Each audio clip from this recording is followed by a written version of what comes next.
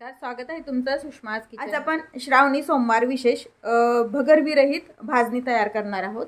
श्रावणी सोमवारसाठी भगरविरहित भाजणी बनवण्यासाठी इथे मी 2 वाट्या हा राजगिरा घेतलेला आहे आणि 1 वाटी साबुदाणा घेतलेला। साबुदाण्यापेक्षा राजगिऱ्याचं प्रमाण हे डबल घ्यायचं, म्हणजे अर्धा किलो जर साबुदाणा असेल तर 1 किलो राजगिरा वापरायचा आणि 1 चमचाभर जिरे घेतलेले आहेत।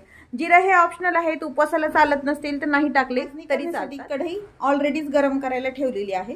कढई गरम झाली, यामध्ये सुरुवातीला आपण राजगिरा भाजून घ्यायचा आहे। राजगिरा शक्यतो मार्केटमधून आणल्यानंतर स्वच्छ धुवूनच भाजायचा, म्हणजे यामध्ये जे बारीक खडे असतात ते निघून। दुसरी वाटी पण राजगिरा यामध्ये आपण टाकून घेतोय। गॅस मात्र एकदम कमी ठेवायचा आणि कमी गॅसवरतीच व्यवस्थित राजगिरा छान लाही फुटेपर्यंत आपल्याला भाजून घ्यायचा। छान थोड्या थोड्या लाह्या फुलत आलेल्या आहेत। व्यवस्थित राजगिऱ्याच्या लाह्या बऱ्यापैकी जेवढ्या होतील तेवढ्या आपल्याला लाह्या फुलून घ्यायच्यात, म्हणजे हा मिक्सरवरती काढायला सोपा जातो। आपण हे मिक्सरवरती घरीच बनवणार आहोत। जर तुम्हाला छोट्या गिरणीवरती काढून आणायचं असलं तरी पण तुम्ही आणू शकता। याआधी पण मी राजगिऱ्याच्या लाह्या कशा बनवायच्या याची रेसिपी मी यूट्यूबवरती अपलोड केली। सोप्या पद्धतीनं राजगिरा पीठ पण कसं बनवायचं याची पण रेसिपी मी शेअर केलेली आहे। तर बऱ्यापैकी आपल्या राजगिऱ्याच्या लाह्या तयार झालेल्या आहेत। आता हा छान भाजला गेलाय। एका प्लेटमध्ये आपल्याला हा साबुदाणा भाजून घ्यायचा आहे। साबुदाणा पण छान असा फुलला पाहिजे इतपत आपल्याला छान भाजून घ्यायचा आहे, म्हणजे मिक्सरला काढायला पण सोपा जातो। भाजत आला, यामध्येच आपण हे जिरे टाकून घेणार आहोत।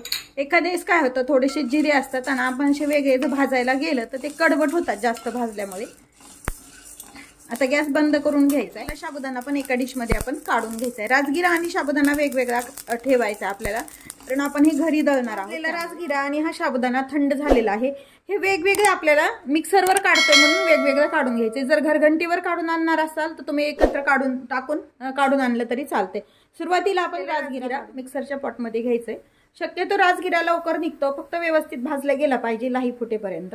हे मिक्सरला बारीक करून मिक्सरला काढून घेतले। आपण हे पीठ चाळून घ्यायचंय, म्हणजे थोडंसं जरी राजगिऱ्याचा काही अंश राहिला असेल तर ते व्यवस्थित चाळणीनं चाळून घेतलं। पिठाची चाळणी धुवून घ्यायची, मग त्यांनी चाळायचंय। पिठाची चाळणी नसावी शक्यतो।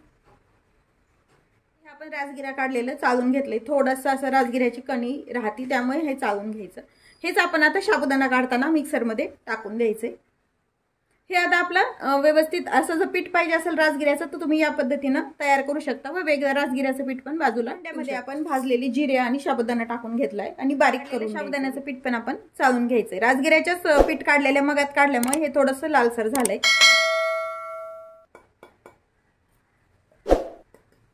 हे पण आपल्याला चाळून घ्यायचंय। बघू शकता तुम्ही, फार काही जास्त राहिले नाही, साबुदाणा व्यवस्थित भाजले गेल्यामुळे चाळणीतून पण जास्त काही निघालेलं नाही आपलं, पण फक्त साबुदाणा छान लाही फुटेपर्यंत सोमवार भाजण्यासाठी दोन्ही पीठ छान चाळून घेतली। पुन्हा एकदा आपण हे छान एकत्र छान मिक्स व्हावं, हाताने मिक्स करण्यापेक्षा पुन्हा एकदा हे असं थोडंसं मिक्स करून मिक्सरनं फिरून घेणार आहोत।